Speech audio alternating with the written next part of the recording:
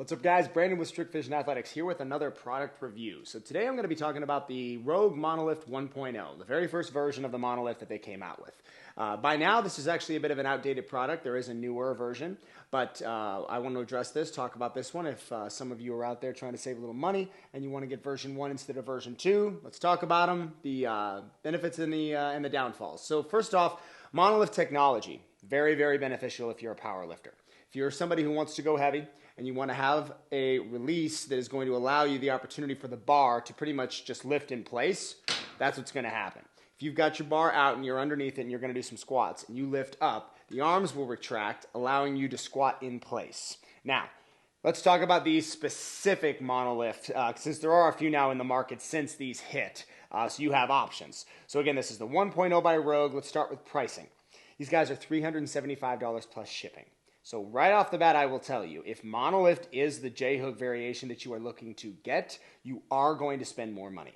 These are probably the top of the line as far as J-hook pricing will go.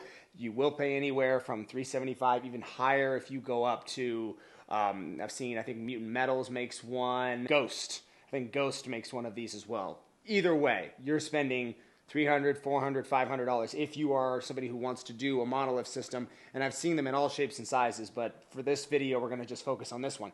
Pricing at $375, that's an investment. For this particular model, I don't really see the justification. There are a lot of pitfalls in the making of this model itself. I noticed them early on, but when I first got these, there wasn't really an alternative. This was kind of the only thing in the market that did this, so I stuck with it. $375, I'm going to give them 7.2. Seems like it's a okay price for what you're getting. It's not great. It's not terrible, but it's certainly not the best that I've ever seen. So let's go with 7.2. That'll be the scoring for price. Quality. The quality of this is also good, not great. I'll say this, it's Rogue. So right off the bat, you know you're going to get something that is at least above average. Just about always, if I buy something that says Rogue, I know it's the best. And at the time when these came out, they would have been considered the best. This was the only thing, as I mentioned, that was in the market that really, really did what these claimed to do. And they did them very well. So I'll give the quality of these a score of 7.1. Again, that's not astronomically high, but it's certainly not something to raise a red flag. Speaking of red flags, let's talk about usage. So with these, you need to understand right out of the gate, in order for this to do anything in your gym other than be the most oversized paperweight in the world, you need to have several things. You need to have a barbell, you need to have weights, you need to have a rack.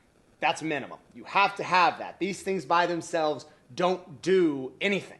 So that is what I, in my head, factor into when I look at usage. I think, how does this impact the person who's buying it, and what other investments do they have to make in order to get something out of this? In order to get something out of the Monolift system and to justify spending $400 plus to get them to your house, you are going to have other things already invested in your gym. So the usage score for this, a little low. It's not a standalone product. You have to have a lot of other things in order to justify getting it, and you have to really and truly, in order to get number one, you kind of have to find them, I think, used in order to justify getting a big enough drop in price, because now version 2 is about $400 plus shipping instead of $375 plus shipping. That extra $25 is not going to justify getting number one, but that's a conversation for another day. For usage, I'm going to give this a 4.2. That's a bit of a low score. As I mentioned again, this is not something that you're just going to be able to get and do anything with. If you just buy the Monolift, you're not going to be able to do anything. Furthermore, you're going to have to make sure that you have a Monster Light or a Monster in order to justify getting these at all. So, usage, 4.2. All right, footprint.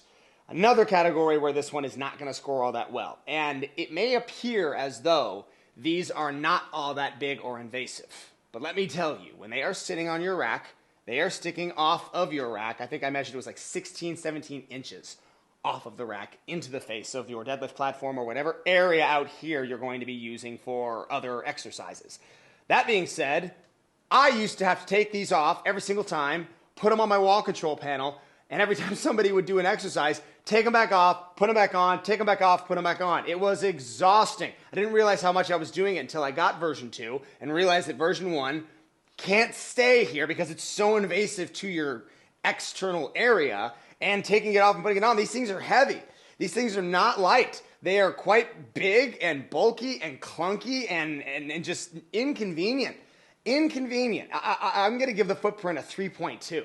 It's probably one of the lower footprints I've given, and while this is not a massive piece of equipment, this is a piece of equipment that you don't want to have to think about. You don't want to have to worry, where are my monolift arms? Am I going to hit them when I walk by? They need to be away. They need to either be off your rack and stored, or they need to be inside of your half rack where you won't walk and hit them. Either way, they're a bit of an inconvenience. So that's footprint. Let's talk about customer service. This is Rogue we're talking about. Rogue does not care really all that much about customer service because Rogue is Walmart. Maybe that's a bit harsh. Rogue is Walmart if Walmart sold the best quality goods in the world.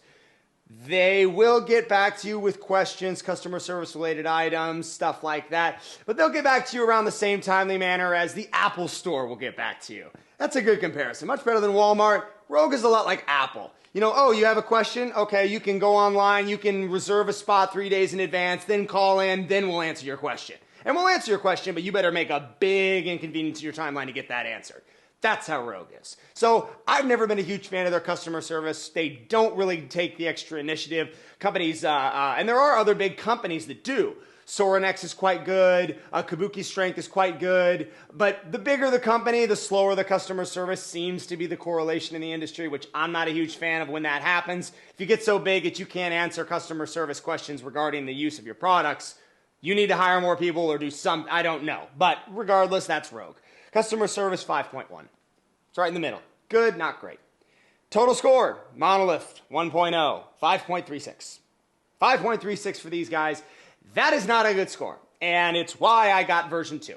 This is a outdated model as of now. As I mentioned when I first started this review, it wasn't outdated when I first got them, but as it sits today, this is probably not your best option. Saving $25 to go from version 1, or excuse me, to go from version 2 down to version 1 does not make much sense. You're better off finding somebody who's going to sell these used. Now that version 2 is actually quite popular, there's probably a lot of these that are going onto the market that you can find used through eBay, OfferUp, that kind of thing.